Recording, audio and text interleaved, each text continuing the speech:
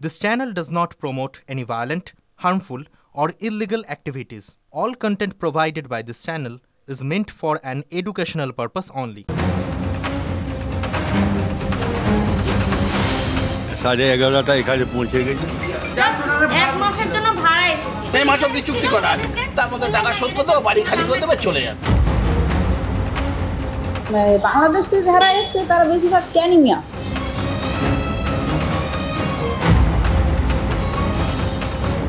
$30,000 $40,000 এরকম নিল এটা ভাবতে। এই জলপথটাকে পাচারকারীরা কাজে লাগায়, দুষ্কৃতীরা কাজে লাগায়। আরো সামনে গেলে রায়মঙ্গল নদী, অর্থাৎ যে নদীটাকেই বলা হচ্ছে যে ট্রানজিট রুট।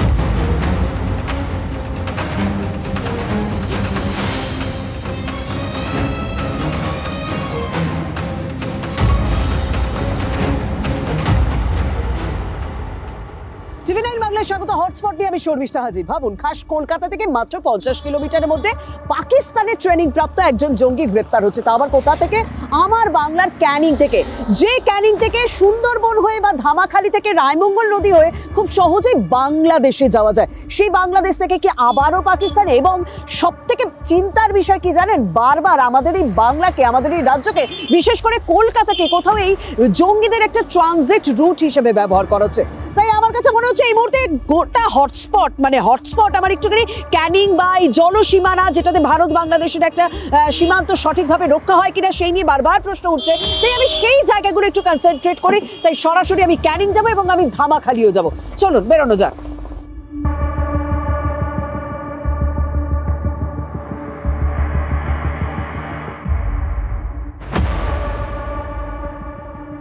সকাল থেকে এবং গতকাল থেকে আমরা দেখিয়েছি যে এই গুলশন বাড়ি এলাকায় কিভাবে বারবার সংবাদ শিরোনামে উঠে আসে, কারণ এখান থেকেই তো তেহরিক উল মুজাহিদিনের জঙ্গি, সন্দেহভাজন জঙ্গি জাভেদ মুন্সিকে গ্রেপ্তার করা হচ্ছে। তার পরিবারের সদস্যদের বক্তব্য তুলে ধরেছে, কারণ তারা ঘুণাক্ষরেও টের পাননি যে তাদের বাড়িতে যে আত্মীয় রয়েছেন তিনি জঙ্গি কার্যকলাপের সঙ্গে যুক্ত রয়েছেন। এটাই হচ্ছে সেই বাড়ি। আমি সেই বাড়ির সদস্যদের সঙ্গে কথা বলার চেষ্টা করবো, যদিও তাদের বক্তব্য বারবার আমি তুলে ধরেছি। কিন্তু এই জায়গাটা আপনাকে কেন দেখাচ্ছি বলুন তো? সামনেই ক্যানিং হাসপাতাল, যথেষ্ট জমজমাটি এলাকা, এবং সেই জমজমাটি এলাকায় কি কোথাও ভিড়ে মিশে যাওয়ার একটা পরিকল্পনা ছিল এই জঙ্গির? এবং আমরা জানি শীতকাল, ক্যানিংয়ে প্রচুর পর্যটক আসেন, কারণ ক্যানিং হয়ে তারা সুন্দরবনে যান বিভিন্ন স্টিমারে করে, বোটে করে, এবং বাইরে থেকে প্রচুর মানুষ ব্যবসা করতে আসেন এই সময়টা রাজ্যের প্রত্যন্ত এলাকাগুলিতে। সেই ভিড়ে মিশে যাওয়ার কি কোথাও একটা পরিকল্পনা ছিল তার মাথায়, যে কারণে এই জায়গাকে বেছে নেওয়া, এবং বিশেষ করে ক্যানিংকে আরও বেছে নেওয়া, কারণ কোথাও কি খুব সহজে বাংলাদেশ পৌঁছানো যায়? এই বিষয়টা কিন্তু ইতিমধ্যেই তদন্তকারী আধিকারিকদের মাথায় রয়েছে। তবে এইখান থেকেই শনিবার রাতে রাজ্য পুলিশের STF তাকে গ্রেপ্তার করে নিয়ে যায়। ইতিমধ্যেই তাকে ট্রানজিট রিমান্ডে কাশ্মীর নিয়ে যাওয়া হয়েছে। দিদি কেউ আছেন? লক করা ভেতর থেকে, যদিও তারা কিছু খুলছে না। তবে সকাল থেকে আমরা তাদের প্রতিক্রিয়া বারবার তুলে ধরেছি। দেখি আশেপাশের লোকজনের সঙ্গে কথা বলি যে এই এলাকায় কি প্রচুর নতুন নতুন মানুষ দেখা যায়, যেটাকে আমরা খুব একটা বেশি পাত্তা দিই না। যে পাড়ায় নতুন মুখ দেখা যাচ্ছে, কিন্তু আমরা খুব একটা গ্রাহ্য করে দেখি না যে জায়গাটাই কি বারবার কাজে লাগানোর চেষ্টা করে এরা। দিদি, হ্যাঁ, ওনাদের নামটা কি? আপনাদের তো দীর্ঘদিনের এখানে থাকে। এরা কতদিন ধরে থাকে? তা অনেক বছর ধরে। অনেক বছর। এই যাকে গ্রেপ্তার করা হয়েছে তাকে দেখেছিলেন কোনোদিনও? না, খুব একটা দেখেন। ও তো এখানে লোক নয়, এটা দেখবে কেন? হ্যাঁ, ও তো কাশ্মীর থেকে এসেছিল। ওরা কাশ্মীর থেকে এখানে বহু বছর ধরে ব্যবসা করছে। এরা তো শালের ব্যবসা করেন। শালের ব্যবসা ওরা এই বছরে, মানে এই 1 মাস হলো ওখানে এদের বাড়ি ভাড়া নিয়েছে। নাহলে ওরা ওই স্কুলের, মেয়েদের স্কুলের ওখানে ওদের ভাই আছে। আচ্ছা, উনি জামাই বাবু যিনি আগে মেয়েদের স্কুলের ওখানে থাকতেন? না, জামাই বাবু ওদের কাছে এমনি এসেছে, যে দাদার কাছে ছিল। হ্যাঁ, ওই দাদা আর ওনার ভাই মেয়েদের স্কুলের ওখানে ব্যবসা করে ওরা দীর্ঘ অনেক বছর ধরে। আচ্ছা, প্রায় আমরা এখানের বউ, এখানে মেয়ে না, অনেক বছর ধরে ওরা ওখানে ব্যবসা করে, বুঝেছে? আচ্ছা, ওখানে ব্যবসা করে। এরা 1 মাস, এই নভেম্বর মাসে ভাড়া নিয়েছে, কিন্তু লোকটাকে বহু বছর ধরে ক্যানিং এলাকায় সবাই চেনে। বুঝেছেন?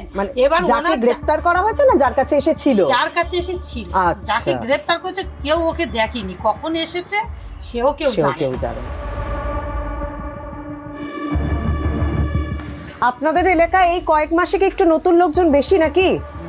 হ্যাঁ, এই বাড়ির সামনে থেকে একজনকে জঙ্গি সন্দেহে অ্যারেস্ট করা হয়েছে, ভাবতে পেরেছিলেন? না কি করে ভাববো? হ্যাঁ, ভয়ডার করছে একটু? হ্যাঁ, একটু চিন্তা হচ্ছে? হ্যাঁ সে তো হবে, হচ্ছে চিন্তা। সারা সেজে এসছে কি করে বলবো? এই যে ভাড়া দিয়েছিলেন, ভাড়া সেজে এসেছে, তারপর একজনকে অ্যারেস্ট করে নেওয়া, মানে আপনার কি মনে হয় বাড়ি ভাড়া যাদেরকে দেওয়া হচ্ছে একটু বেশি নিয়ম কানুন গুলো মানা উচিত? যাদেরকে ভাড়া দিয়েছেন উনি একজন শাল বিক্রেতা, তাদের কোনো রকম ট্র্যাক রেকর্ড খারাপ নেই, কিন্তু তার বাড়িতে যে এসেছে তাকে তার সম্বন্ধে আমরা কেউ জানে না এখানে, কেউ জানে না। না, জানা সম্ভব? হ্যাঁ, আমরা চোখে আর এই দেখি। ভদ্রলোক তো এই সবে এসছে, আচ্ছা, এই এক মাস এসছে, ভাড়া এসছে, আর মাসখানে কি হবে? মাসখানেক হয়েছে এখানে ভাড়া। প্রথমেই এলো তো ভাড়া। শীতের প্রথমে এখানে কি প্রচুর বাইরে থেকে কাশ্মীরি মানে প্রচুর সলালা কি আসেন ব্যবসা করতে এখানে? এনারাই আসেন প্রতি বছর, এনারাই প্রত্যেক বছর ব্যবসা করেন।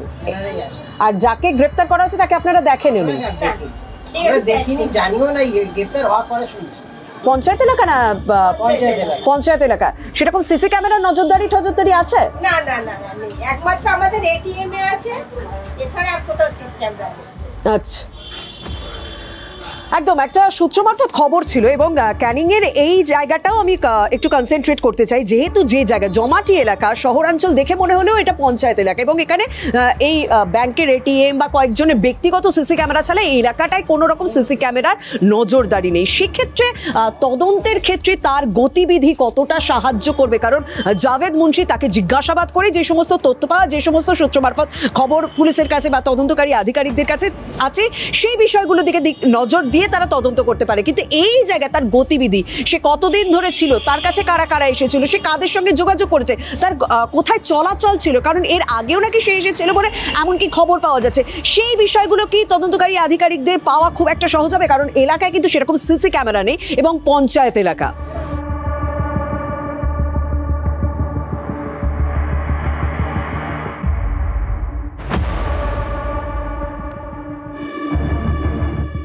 তাহলে দুটো বিষয়, যখন কাউকে বাড়ি ভাড়া দিচ্ছেন সেই বাড়ি ভাড়ার নিয়মটা পালন করতে হবে, এবং সেই বাড়ি ভাড়া যাকে দিলেন তার চাবি তার আত্মীয়র হাতে পৌঁছে গেল, যে রাত 12টার সময় অবাধে যাতায়াত করছে বিভিন্ন জায়গায়, সেই জায়গাগুলো চোখ কান খোলা রাখতে হবে বলে এলাকার মানুষের প্রতিক্রিয়া। এবং এলাকার মানুষের মধ্যে মিশ্র প্রতিক্রিয়া, কেউ বলছে না না কোনো ভয় নেই কারণ আমি বিষয়টা দেখিনি, আর কেউ কেউ বলছে না চিন্তার বিষয়, কাশ্মীরের লোক পাকিস্তানের ট্রেনিং পেয়েছে, আইইডি বিশেষজ্ঞ, মানে আইইডি তৈরিতে সে একেবারে সিদ্ধহস্ত, তাকে নিজের জায়গা থেকে এই এলাকা থেকে গ্রেপ্তার করা হয়েছে, চিন্তার তো বিষয় রয়েছে।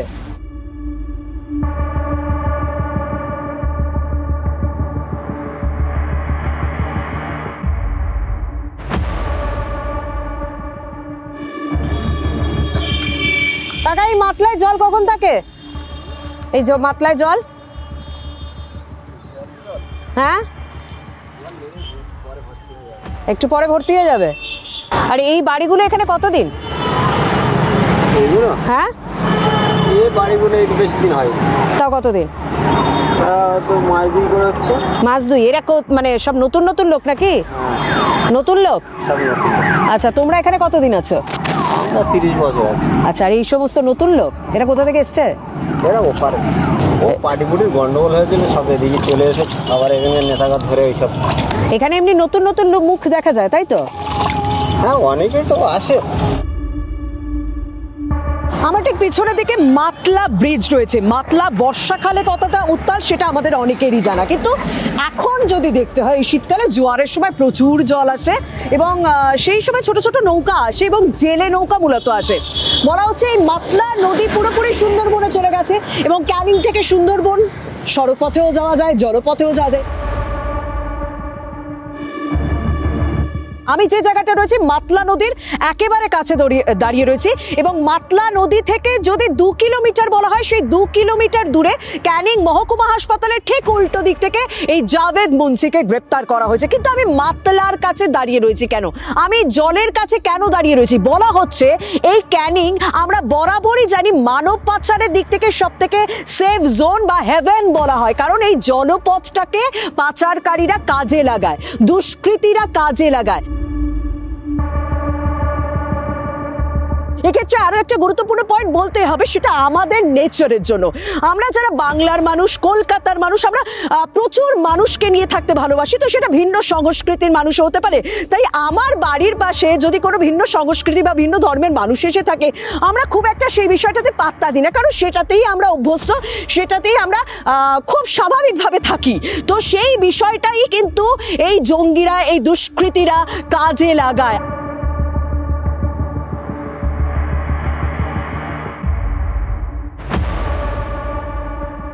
দিদি, এই জায়গাটাকে ডগঘাট এলাকা বলে তো? এখানে তাও কতদিন হলো আপনারা আছেন? 20-40 বছর। এইদিকে আরো কি নতুন বাড়ি হয়েছে প্রচুর? বাংলাদেশ থেকে যারা এসছে তারা বেশিরভাগ ক্যানিং এ আছে। আচ্ছা, বাংলাদেশ থেকে যারা এসেছে। ক্যানিং এর কোন জায়গাটা বেশি আছে? ওই যে তোমার একদম এই চরপাড়াটা পুরোটা, মানে এই যে ব্রিজটা ঠিক আগেই যে চরটা দেখলাম, সেখানে প্রচুর বাংলাদেশের মানুষ আছে। ওইটা পুরো চরটা পুরো ব্লক করে নিয়েছে, পুরো ব্লক করে নিয়েছে। তার মানে বলছেন যে ওই যে চরের আগে যে ঠিক ব্রিজের আগের যে চরটা দেখলাম, সেখানে নতুন নতুন যে বাড়ি বা পুরনো যে বাড়িগুলো, সেগুলো সব বাংলাদেশ থেকে আগত, মানে বাংলাদেশের মানুষ এখানে এসে থাকছে রীতিমতো। ওই যে ক্যানিংয়ে যা লোক আছে, তোমার আমাদের এখানকার স্থানীয় লোক এখন কেউ নেই, পুরোটাই বাইরের না? পুরো সব বাইরে। কিভাবে ঢোকে? সব হয়তো দেখা যাচ্ছে 30,000 40,000 এরকম নিল, একটা ঘর দিল, একটা ঘরের মতন জায়গা দিল, জায়গা দিতে আবার বেশি করে কিনে নিল, পাটের থেকে কিনে নিল। এই কাজও হয় এখানে? তো হয় না? ওরে বাবারে, সব জায়গায় হয়। মানে বাইরে থেকে আসছে, বাংলাদেশ থেকে আসছে, পার্টির লোককে 30-40 হাজার টাকা দিচ্ছে, একটা ঘরে ঢুকিয়ে দেওয়া হচ্ছে, তারপর আস্তে আস্তে সে তার জায়গা বড় করে নিচ্ছে। বুঝতে পেরেছো? এটা হচ্ছে এই জায়গার একটা বড় সমস্যা, যে কারণে আমি এই জায়গাটা একটু বেশিক্ষণ ঘুরলাম, মাতলা নদীর কাছাকাছি জায়গাটা ঘুরলাম, কারণ এখানে একটা অনুপ্রবেশের সমস্যাও রয়েছে। কে কোথা থেকে কি কারণে কোন উদ্দেশ্য নিয়ে আসছে এবং সে এসে এখানে থেকে যাচ্ছে, এমনকি পরিচয়পত্র, পাসপোর্ট সবকিছু তার হাতে পৌঁছে যাচ্ছে। তাহলে তো আমরাই আমাদের খুন করছি, আমরাই আমাদের খারাপ করছি, প্রত্যেকটা মুহূর্তে আমার রাজ্যের, আমার দেশের বিপদ ডেকে আনছি।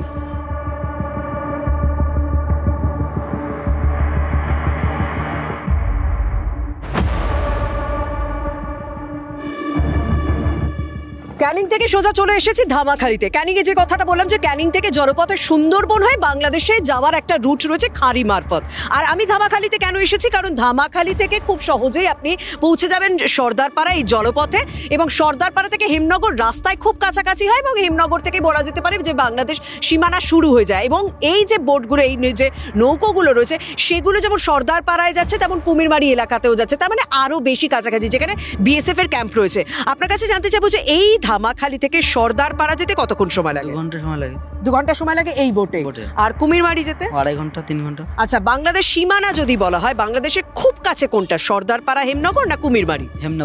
হেমনগর। সচরাচর কি মানুষ যাতায়াত করে? না, ওই যাতায়াত করে না, এমনি কুমিরমারি পর্যন্ত বোট যায় না, হেমনগর পর্যন্ত বোট যায়, ওই যাতায়াত করে না, তো বন্ধ সব। ওখানে বন্ধ আছে। এমনি দেখা যায়, মানে বিএসএফ এর নজরদারি রয়েছে, সেগুলো সব দেখা যায়, ক্যাম্প রয়েছে। রাতের দিকে বা মনে করুন যখন নদীর জোয়ার রয়েছে, তখন কোনো মানে ওই জলপথ কোনো রকম ভাবে কিছু করে ছোট নৌকা সেভাবে কি আসার কোনো রকম সম্ভাবনা থাকে? বলতে পারবো, রাত্রি বেরোয় না, যখন রাত্রি বোট চলে না, এখন আমাদের সামনে পড়ে না। একদম স্বাভাবিক, দিনের আলোয় সেরকম হওয়ার কথা না, এবং যেটা সাধারণ মানুষের চোখে পড়বে, যা তদন্তকারীদের চোখে পড়বে, সেরকম ভাবে তো সম্ভব নয়। কিন্তু বলা হচ্ছে একটা বিষয়, যে খাতায় কলমে বিএসএফ এই জলপথে কতটা নজরদারি চালায়। কারণ আমি যেখানেই মানুষের সঙ্গে কথা বলি না কেন, সেখানেই আমি দেখলাম যে খবর পাওয়া যাচ্ছে যে বিএসএফ সারাদিনে মূলত 2 বার নজরদারি চালায়, 2 বার এই সমস্ত জায়গায় কিন্তু টহল দেয়। আমি যদি একটুখানি নদীটা আপনাদেরকে ব্যাখ্যা করি, এই যে নদীটা দেখছেন, মানে সন্দেশখালী বা ধামাখালি এলাকায়, ধামাখালির ওপারেই তো সন্দেশখালী, এই এলাকায় এটা হচ্ছে কলাগাছি নদী। এই কলাগাছি নদী যতটা এগোচ্ছে, সেটা হচ্ছে বড় কলাগাছি। আরও সামনে গেলে রায়মঙ্গল নদী, অর্থাৎ যে নদীটাকেই বলা হচ্ছে যে ট্রানজিট রুট ভাবে ব্যবহার করতে পারে, ট্রানজিট রুট হিসেবে ব্যবহার করতে পারে এই জঙ্গিরা, এবং তারপরে বাংলাদেশ, সেই বিষয়টাই নজরে আছে। তবে এখানে এসে আমি কথা বলে যেটা জানতে পারলাম, যে যদি বাংলাদেশ, হ্যাঁ জলপথে তো অবশ্যই যাওয়া যায়, কিন্তু যদি জলপথের সঙ্গে সঙ্গে সড়কপথও ব্যবহার করতে চায় কেউ, তাহলে সে কিভাবে যাবে? এই ধামাখালি থেকে সে যাবে সর্দারপাড়া, সর্দারপাড়া খুব কাছে হেমনগর, এবং হেমনগর থেকে বাংলাদেশ সড়কপথে যাওয়া খুবই সহজ। কিন্তু প্রশ্ন হচ্ছে, নজরদারি এড়িয়ে কোন পথটা সহজ হতে পারে জঙ্গিদের কাছে? সেই বিষয়টাই তো ইতিমধ্যে তদন্ত করে দেখা হচ্ছে। এখানে তোমার সারাদিনে যেহেতু কুমিরমারিতে বিএসএফ এর ক্যাম্প রয়েছে এবং এই জায়গাগুলোতেও তো বিএসএফ টহল দেয়। হ্যাঁ দিচ্ছে। কতবার আসে তাও সারাদিনে? 2 বার। সারাদিনে 2 বার আসে। সেটা কি এরকম কোনো নির্দিষ্ট সময় থাকে না, যখন খুশি এসে টহল দেয়?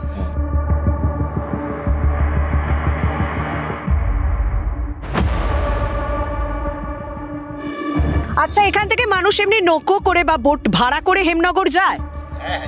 যায়।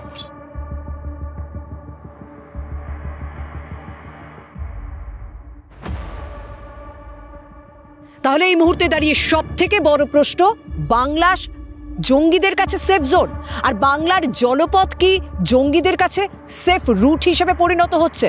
হ্যাঁ, এই জাভেদ আহমেদ মুন্সি সম্পর্কে কথা বলার সময় তো এই কথা বারবার বলতে হয়। এবং তার পাশাপাশি এই উত্তর 24 পরগনা শামশের নগর থেকে যে 3 ইরানি যুবককে গ্রেপ্তার করা হচ্ছে, তাদেরও তো জলপথে পালানোর একটা প্ল্যান ছিল।